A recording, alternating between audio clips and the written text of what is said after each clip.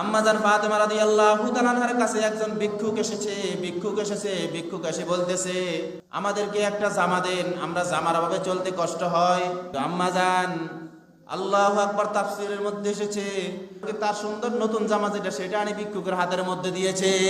ভিক্ষুক আশ্চর্য হয়ে গেছে, আশ্চর্য হয়ে প্রশ্ন করতেছেন, আম্মা জান, আমি আপনার কাছে একটা জামা চাইলাম, পুরাতন জামা চাইলাম, আপনি যে সুন্দর জামা দিয়েছেন, নতুন জামা দিয়েছেন, যেটা এখনো ব্যবহার করেন নাই, সুন্দরটা দিয়েছেন, পুরাতনটা দেন নাই।